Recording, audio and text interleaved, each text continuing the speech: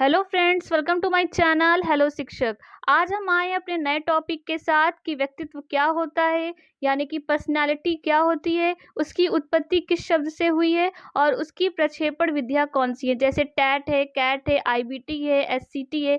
इन सभी नोट्स के साथ समझेंगे। तो स्टार्ट करते हैं आज की अपनी क्लास। तो सबसे पहले हम देखेंगे कि व्यक्तित्व होता क्या है, उसका अर्थ क्या है, उसको किस शब्द से लिया गया है। तो पर्सनालिटी शब्द हमारे उसकी जो उत्पत्ति हुई है पर्सोना से हुई है, जो एक लैटिन भाषा का शब्द है और इसका जो अर्थ होता है वह मुखौटा होता है। यहाँ से आपका क्वेश्चन बनता है कि पर्सनालिटी शब्द की उत्पत्ति किस शब्द से हुई। तो आपको 4 ऑप्शन दे दिया जाएगा। तो आपको ढूंढना है पर्सोना, और पर्सोना की मीनिंग पूछी जाए तो उसका अर्थ होता है मुखौटा, और ये किस भाषा का वर्ड है या शब्द है, तो यह लैटिन भाषा का शब्द है। यहाँ से आपका 1 नंबर तैयार हो जाता है। नेक्स्ट पूछता है कि व्यक्तित्व के तत्व कैसे होते हैं, मतलब किस पार्ट्स में हम डिवाइड कर सकते हैं। तो यहाँ पे देखते हैं, पहला एक नकारात्मक तत्व और दूसरा है हमारा सकारात्मक तत्व। तो हमारा जो व्यक्तित्व होती है वो पर्सनालिटी होती है, वो पॉजिटिव भी हो सकती है और निगेटिव भी हो सकती है। तो याद रखिएगा, अगर आपसे तत्व पूछे जाए तो व्यक्तित्व के तत्व जो होते हैं वो नकारात्मक तत्व भी होते हैं और सकारात्मक तत्व भी होते हैं।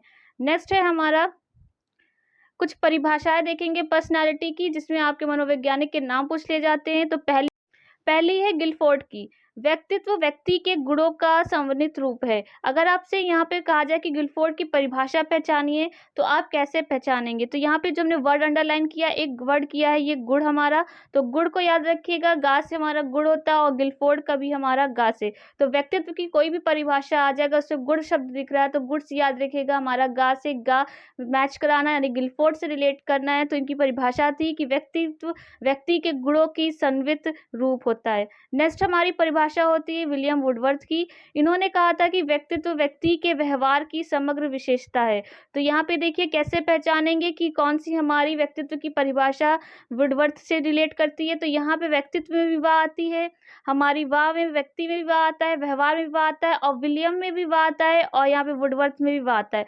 तो बार बार यहाँ पे देखिए वाह का रिपीटेशन हो रहा है, यहाँ पे दोनों में भी वाह है। तो याद रखिएगा, अगर व्यक्तित्व की कोई परिभाषा आ जाए कि पर्सनैलिटी से रिलेटेड कोई परिभाषा आ जाए, तो व्यक्तित्व व्यक्ति के व्यवहार की समग्र विशेषता है। तो रिलेट करके याद रखिएगा कि विलियम वुडवर्थ की जो परिभाषा है वह हमारी व्यक्तित्व व्यक्ति के व्यवहार की समग्र विशेषता है। तो आई होप आप दोनों को ये डेफिनेशन बिल्कुल याद होगी देखकर आपको सिर्फ पहचानना है एग्जाम में। तो आप देख के बता देंगे कि अगर गुण दिख रहा है तो यानी कि गिलफोर्ड, या वाह का रिपीटेशन हो रहा है तो हमारा विलियम वुडवर्थ हो जाएंगे। तो ये थी हमारी 2 परिभाषा।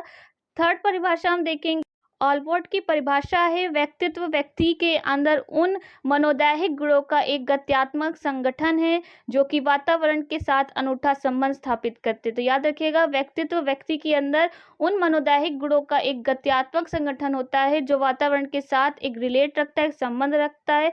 तो यहाँ पे इनकी डेफिनेशन से कोई एक पॉइंट है जो नोट में हम देखेंगे कि 1961 में संशोधन किया था इन्होंने अपनी डेफिनेशन में। तो उन्होंने क्या सुधार किया था, इन्होंने वातावरण के साथ जो अनूठा संबंध की लाइन थी उसको वहां पे चेंज करके उन्होंने लिख दिया था विशिष्ट व्यवहार व विचार शब्द लगा दिया। तो यहाँ पे इनकी डेफिनेशन जो थी, व्यक्तित्व के अंदर उन मनोदैहिक गुणों का एक गत्यात्मक संगठन है जो कि वातावरण के साथ अनूठा संबंध रखता है। तो वातावरण के साथ अनूठा संबंध को ना रखते हुए उन्होंने कह दिया कि यह विशिष्ट व्यवहार और विचार वाला संबंध है। तो याद रखिएगा कि अगर आपसे ये डेफिनेशन पूछी जाए तो ये हमारे महोदय ऑलपोर्ट की है। तो ये हमारी कुछ इंपॉर्टेंट व्यक्तित्व की 3 परिभाषा थी। तो पहली थी हमारी गिलफोर्ड की, दूसरी थी हमारी वुडवर्थ की, और तीसरी ऑलपोर्ट की। तो याद रखिएगा इन तीनों परिभाषा को। नेक्स्ट हम देखेंगे कि व्यक्तित्व को प्रभावित करने वाले कारक कौन से होते हैं। तो याद रखिएगा, व्यक्तित्व को प्रभावित करने वाले 2 कारक होते हैं, एक वंशानुक्रम होता है, एक वातावरण होता है, एक हेरिडिटी होता है और एक एनवायरनमेंट होता है। तो H गुण E हमारा याद होगा, आपको परिभाषा पता होगी कि दोनों के पारस्परिक मेल से हमारा जो भी व्यक्तित्व होता है उसका निर्माण होता है। तो पहला हमारा जो कारक है वंशानुक्रम है और दूसरा हमारा वातावरण है। तो वंशानुक्रम की कितनी भूमिका होती, वातावरण की कितनी भूमिका होती हमारी पर्सनैलिटी में। तो याद रखिएगा, वंशानुक्रम की जो भूमिका होती है वो 80% होती है और वातावरण की हमारी भूमिका 20% होती है। अगर आपसे व्यक्तित्व पूछा जाए कि क्या खाली वंशानुक्रम से आपका चलता है या वातावरण से चलता है, तो याद रखिएगा दोनों के पारस्परिक संबंध यानी कि दोनों के मेल से चलता है। इसलिए आपका जो व्यक्तित्व हो जाता है वो वंशानुक्रम गुणे हमारा वातावरण हो जाता है। और ये किसने कहा था, ये विलियम वुडवर्थ ने कहा था। तो आपसे पूछा जाए कि व्यक्तित्व बराबर वंशानुक्रम गुणे हमारा वातावरण यानी कि H गुणे E किसने दिया था, तो विलियम वुडवर्थ हो जाएंगे आपके। नेक्स्ट हमारा नोट देखेंगे कि व्यक्तित्व का सिद्धांत में मनोविश्लेषणात्मक सिद्धांत किसने दिया था, तो मनोविश्लेषणात्मक सिद्धांत आपको सभी को पता होगा, तो ये हमारे सिगमंड फ्राइड ने दिया था। नेक्स्ट है हमारा मांग की यानी कि आवश्यकता का सिद्धांत किसने दिया था, तो आवश्यकता का सिद्धांत हमारे अब्राहम मैस्लो ने दिया था। तो ये दोनों हमारे सिद्धांत याद रखिएगा। अगर पूछा जाए व्यक्तित्व का सिद्धांत में मनोविश्लेषणात्मक सिद्धांत किसने दिया था, सिगमंड फ्राइड ने दिया था। अगर मांग या आवश्यकता का सिद्धांत पूछा जाए तो अब्राहम मैस्लो हो जाएगा। तो ये थे कुछ हमारे व्यक्तित्व से रिलेटेड कुछ पॉइंट्स। नेक्स्ट हम देखेंगे कि अगर आपसे विधियां पूछी जाएं कि अगर आपको मापन करना व्यक्तित्व का, तो कौन सी विधियों का इस्तेमाल करेंगे, कौन सी प्रक्षेपी हमारी विधियां होती है, जो यहाँ से आपका मेनली सबसे ज़्यादा क्वेश्चंस बनने की उम्मीद रहती है। सबसे पहले हम जानेंगे कि व्यक्तित्व की प्रक्षेपी विद्या होती क्या है। तो प्रक्षेपण के बारे में सर्वप्रथम सिगमंड फ्राइड ने 1849 में बताया। तो अगर आपसे पूछा जाए कि हमारी जो प्रक्षेपी विद्या थी वो सबसे पहले किसने उनके बारे में बताया था, तो याद रखिएगा सिगमंड फ्राइड ने। और सिगमंड फ्राइड के हमारा जो सिद्धांत था वो कौन सा था, तो याद रखिएगा मनोविश्लेषणात्मक उनका सिद्धांत था। नेक्स्ट है हमारा प्रक्षेपण का अर्थ क्या होता है। तो प्रक्षेपण शब्द का अर्थ अपनी बातों, विचारों और भावनाओं आदि को स्वयं न बताकर किसी अन्य उद्दीपक या पदार्थ के माध्यम से अभिव्यक्त करते हैं, उसे प्रक्षेपी विद्या कहते हैं। जैसे हमारी कोई भावना है, हमारी कोई बात है या हमारे मन में कोई बात चल रही है, हम डायरेक्ट ना कह के किसी से, मान लीजिए हमें किसी से बोलना है, बताना, लेकिन हम डायरेक्ट ना कह के किसी चीज़ को माध्यम बनाते हैं, मीडियम बना लेते हैं कि इसके जरिए हम अपनी बात को दूसरे से कह देते हैं। तो वही हमारा प्रक्षेपी विधि कहलाता है। वही हमारा विद्या है जो व्यक्तित्व का मापन करती, लोगों के लिए पता लगाती कि लोगों के मन में कौन सा भाव चल रहा है, कौन सा विचार चल रहा है, वो कहना क्या चाहता है। तो ये सब बातें जो अंदर से निकलानी होती हैं कि उसके अंदर वो बोल नहीं पा रहा लेकिन उसके अंदर बहुत कुछ भरा हुआ है, तो जानने के लिए ये सब हमारे टेस्ट होते हैं। तो ये था हमारा प्रक्षेपण विधि। तो इनमें कौन कौन सी विधियाँ आती हैं, एक आती है आपकी टैट आती है, एक कैट है आपकी, और एक आईबीटी होती है और एक एससीटी होती है। तो इन सभी को हम डिटेल में पढ़ेंगे कि और मेनली वही पॉइंट्स पढ़ेंगे जो आपके एग्जाम में जिससे क्वेश्चन पड़ेगी। ज़्यादा डीप में नहीं जाएंगे क्योंकि हमें से एग्जाम की तैयारी करनी है, उससे ज़्यादा हमें कुछ नहीं पढ़ना है। नेक्स्ट हम देखेंगे टैट क्या होता है। तो टैट का यहाँ पे सबसे पहले आपसे फुल फॉर्म पूछ लिया जाता है कभी कभी, तो याद रखिएगा इसे कहते हैं थीमेटिक अपरसेप्शन टेस्ट, यानी कि टी से हमारा हो जाएगा थीमेटिक, ए से हो जाएगा अपरसेप्शन और टी से हो जाएगा हमारा टेस्ट। और इसका प्रतिपादन कौन किया, मतलब इसकी खोज किसने की थी, तो इस टेस्ट के जो प्रतिपादक थे हमारे मार्गन व मुर्रे थे। तो याद रखिएगा, अगर आपको याद ना हो तो यहाँ पे हम ट्रिक भी बताएंगे साथ में आपको, पहले हम पढ़ लेंगे। और हिंदी में अगर पूछा जाए इसे क्या कहते हैं, तो याद रखिएगा प्रासंगिक अंतर्बोध परीक्षण। तो इंग्लिश में कहते हैं थीमेटिक अपरसेप्शन टेस्ट और इंग्लिश में कहते हैं प्रासंगिक अंतर्बोध परीक्षण। और इनमें कार्डों की संख्या कितनी थी, तो इनमें कार्डों की संख्या 31 थी, जिसमें 30 कार्ड चित्रों से संबंधित व एक कार्ड सादा होता था। तो वहाँ पे टोटल कार्ड कितने होते थे 31, और 31 में तो 30 कार्ड थे, उनमें चित्र बना था, एक कार्ड हमारा प्लेन था, उसमें कुछ भी नहीं पड़ा बना था, वो खाली था हमारा कार्ड।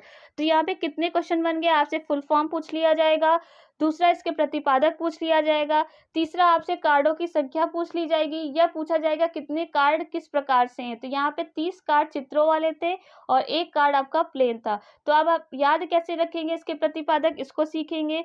तो यानी कि आप रिलेट करिएगा, आपको टेट का पेपर देना है और यहाँ पे हमारा मार्गन और मुर्रे हैं। तो याद रखिएगा टेट का पेपर टफ था, यहाँ टेट से याद रखिएगा टेट का पेपर टफ था और मर गए हम, पढ़े नहीं अच्छे से। अब क्या होगा एग्जाम में हमारा, तो ये याद रखिएगा टेट हमारा मुर्रे, टेट हमारा मार्गन व मुर्रे। नेक्स्ट है हमारा, ये तो 10 कार्ड थे, इनको पूरा डीप में पढ़े। नेक्स्ट पॉइंट है, यह परीक्षण 14+ वर्ष वाले बच्चों के लिए या फिर व्यक्तियों के लिए उपयोगी होता है। तो याद रखिएगा टेट का पेपर कौन देगा, आप जब बड़े हो जाएंगे, यानी कि जब आप ग्रेजुएशन कर लेंगे या स्कूल पास हो जाएंगे उसके बाद ही तो दे सकते हैं, इसलिए 14+ बच्चों के लिए होता है।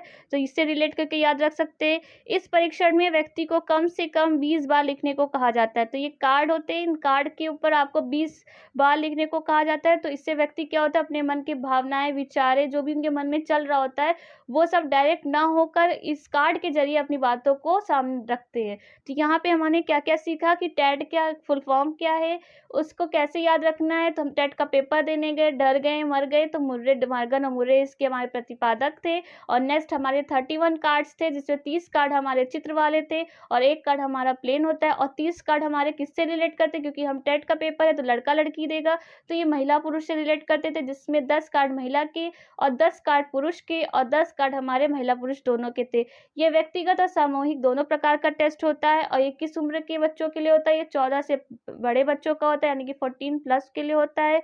और ये हमारा परीक्षण में 20 बार लिखने को कहा जाता था इस कार्ड को देकर। तो ये था हमारा टेट हमारा। नेक्स्ट हमारा टेस्ट देखेंगे कैट। अब कैट का परीक्षण किसने किया था, सबसे पहले यह फुल फॉर्म देखेंगे, चिल्ड्रंस अपरसेप्शन टेस्ट। याद रखिएगा वहाँ पे क्या था, थीमेटिक अपरसेप्शन टेस्ट, यहाँ पे क्या है, चिल्ड्रंस अपरसेप्शन टेस्ट। और हिंदी में क्या कहते हैं, बालक अंतर्बोध परीक्षण, वहाँ क्या था, प्रासंगिक अंतर्बोध परीक्षण। बस दोनों का सी और टी का अंतर रहता है। इसका परीक्षण प्रतिपादन किसने किया था, लियोपोल्ड ने किया था। याद रखिएगा यहाँ पे कैट का प्रतिपादक कौन है, लियोपोल्ड। और हमारे टैट का कौन थे, मार्गन और मुर्रे थे। नेक्स्ट हम कैट में देखेंगे, कैट में परीक्षण में कुल कार्डों की संख्या 10 है। ये 10 कार्ड जानवरों के चित्रों से संबंधित है। तो वहाँ पे कितने थे कार्ड, 31 थे, यहाँ कितने हैं, 10 हैं। तो याद रखिएगा कैट क्या है, एक जानवर है, बिल्ली हमारी जानवर है, तो ये कार्ड किससे रिलेट करेंगे, जानवर से, क्योंकि कैट एक जानवर है, बिल्ली एक जानवर है, तो इनके जो 10 कार्ड है वो किससे रिलेट करेंगे, जानवर से करेंगे। और टेट पेपर कौन देने जाता है, या तो मेल जाता है या तो फीमेल जाता है, तो वो कार्ड किससे रिलेट करते थे, पुरुष और महिला से करते हैं। तो बस आपको संख्या याद रखनी है और किससे रिलेट करते हैं, ये तो आपको मैंने तरीका बता दिया कैसे याद रखना है। कैट जानवर यानी कि जानवर से रिलेट करेगा, टैट हमारा टेट हम एग्जाम देते हैं। ये थे हमारे पॉइंट। नेक्स्ट है, ये परीक्षण व्यक्तिगत सामूहिक दोनों होता है, दोनों में सेम है, वो भी व्यक्तिगत सामूहिक होता था। ये परीक्षण 3 वर्ष से 11 वर्ष तक के लिए होता है। याद रखिएगा कैट जो थे उनके बच्चे छोटे होते हैं, तो याद रखिएगा 3 से 11 वर्ष के बच्चों का ज़्यादा ध्यान रखना पड़ता है। तो यहाँ पे 3 से 11 वर्ष के लिए कितने कौन सा टेस्ट होगा, कैट का परीक्षण होगा, और वो 14 प्लस बच्चों के लिए होता था। नेक्स्ट हम देखेंगे आईबीटी। आईबीटी का फुल फॉर्म है इंक ब्लॉक टेस्ट, या फिर यानी कि इंक ब्लॉट टेस्ट, कुछ भी ब्लॉक ब्लॉट दोनों कहीं कहीं मिल जाते हैं। तो यहाँ पे फुल फॉर्म हमने देख लिया इंक ब्लॉक टेस्ट, और इसको हिंदी में कहते हैं स्याही धब्बा परीक्षण। और इसके प्रतिपादक कौन थे, हरमन रोशा। तो याद रखिएगा आईबीटी का फुल फॉर्म क्या होता है, इंक ब्लॉट टेस्ट होता है, और इसका हिंदी नाम क्या होता है, स्याही धब्बा परीक्षण होता है, और इसके हमारे प्रतिपादक कौन है, हरमन रोशा। नेक्स्ट देखेंगे, इनकी भी कार्डों की संख्या 10 होती है और हमारी कैट की भी संख्या 10 थी, और 10 कार्ड सभी स्याही के धब्बों से संबंधित थी। तो जैसे नाम है वैसे ही इनके कार्ड है। तो आप तीनों में आपको क्लियर हो गया, कैट जानवर से, टेट आपको बार-बार याद दिला रहे ताकि आप एग्जाम में आपको याद रहे। अगर आप पढ़े भी नहीं, कोई वीडियो भी देखेंगे तो आपको एग्जाम में आपको रिकॉल हो जाएगा। और पहला टेट था उसमें मेल फीमेल से था। और हमारा इंक क्या है, तो हमारा इंक इंक से रिलेट करेगा, स्याही से रिलेट करेगा। इसके 10 कार्ड, इसमें 5 कार्ड काले सफ़ेद होते थे और 5 कार्ड हमारे विभिन्न रंगों के होते थे। तो यहाँ पे याद रखिएगा कि हमारे जो 5 कार्ड होते थे वो ब्लैक एंड व्हाइट होते हैं, और जो बचे 5 कार्ड होते हैं वो कलरफुल होते हैं। नेक्स्ट हमारा है आईबीटी में, इसमें व्यक्ति को चित्र दिखाकर आकृति पहचानने के लिए कहा जाता है। ये परीक्षण केवल व्यक्तिगत होता है, इसमें कोई भी आयु सीमा नहीं होती है। तो पहला टेस्ट हमारा टैट होता था 14 से प्लस बच्चों के लिए, क्योंकि पेपर हम बाद में ही दे सकते हैं जब बड़े हो जाएंगे। और हमारा जो कैट था, कैट के बच्चे छोटे होते, इसलिए हम 3 से लेकर 11 वर्ष तक दे सकते हैं। और हमारा जो स्याही धब्बा होता है, इसकी कोई एज नहीं है, लेकिन यह व्यक्तिगत टेस्ट होता है, और वो सामूहिक व्यक्तिगत दोनों था। ये थे हमारे कुछ अंतर। और लास्ट हमारा आता है एससीटी। तो एससीटी का फुल फॉर्म पूछा जाए तो आपको बताना है सेंटेंस कंप्लीशन टेस्ट। तो आपको नाम से ही पता चल रहा होगा, सेंटेंस कंप्लीट करने वाला टेस्ट होता है। इसमें आपको कुछ वर्ड दे दिया जाएगा, बोला जाएगा सेंटेंस कंप्लीट करिए। तो यहाँ पे देखेंगे हिंदी में इसको क्या कहते हैं, इसको कहते हैं वाक्य पूर्ति परीक्षण। और इसके प्रतिपादन कौन थे, पाइन एंड टेलर। तो आपको याद कैसे है, आप भी कोई भी सेंटेंस दिया जाएगा उसको कंप्लीट करना, तो आप पेन से लिखेंगे। तो पेन से लिखने के लिए आपको पाइन यानी कि पेन पाइन आप रिलेट करके याद रख सकते हैं कि हमारा अगर वाक्य आएगा तो पेन से लिखेंगे, और पेन से ही रिलेट करता है पाइन। तो आपकी प्रतिपादन कौन होगी, पाइन एंड टेडलर। नेक्स्ट है आपका एससीटी से रिलेटेड कुछ पॉइंट्स। एससीटी परीक्षण यानी वाक्य परीक्षण से सर्वाधिक योगदान रोटर्स का रहा है। इस परीक्षण में वाक्य को पूरा करने को कहा जाता है। जैसे एग्जाम्पल है, हमारे बाबा की दिल्ली इच्छा है डैश, मेरे भाई की डैश में जॉब लग जाए। तो ये हमारे यहाँ पे ऐसा वाक्य दे दिया गया और बोला गया कंप्लीट करिए। ऐसे ही फिल इन द ब्लैंक्स आता है, आपके एग्ज़ाम में चीज़ें आती हैं, उसमें देखा जाता है कि बच्चे जो हैं वो अपने मन में क्या चल रहा है। जैसे हमने कोई आपको आधा वाक्य दे दिया, लेकिन हमारे मन में कुछ और था कि आप ये फिल करेंगे, लेकिन आपके मन में कुछ और चल रहा था, आपने उसको किसी और तरह पूरा किया। तो यहाँ पे जो हमारा होता है डायरेक्ट अपनी चीज़ें ना कहकर किसी के ज़रिए कहना, वही हमारा प्रक्षेपण कहलाता है और यही हमारे प्रक्षेपण की 4 विधियाँ थी। एक थी हमारी टैट, कैट, आईबीटी, एससीटी। तो टैट आपको पता है क्या होता है? हमारे उसके मार्गन मुर्रे हमारे उसके थे प्रतिपादक और हमारे और कैट के हमारे जो प्रतिपादक थे लियोपोल्ड थे और थर्ड हमारा था स्याही धब्बा के, तो उसके हमारे जो प्रतिपादक थे वो हरमन रोशा थे और लास्ट हमारा जो सेंटेंस कंप्लीट था तो हमें पेन से लिखना तो उसके पाइन एंड टेडलर थे। तो ये था हमारा व्यक्तित्व से आपके रिलेटेड कुछ ऐसे पॉइंट जिसको हमने ऐसा पढ़ा है कि आपके एग्जाम से ही इंपॉर्टेंट क्वेश्चन हमने छाट के बनाया है, इससे बाहर कुछ नहीं है। तो इस वीडियो को एग्जाम से पहले जरूर देखिएगा। अच्छा लगा हो तो लाइक कमेंट शेयर जरूर करिएगा। तो आज के लिए थैंक यू।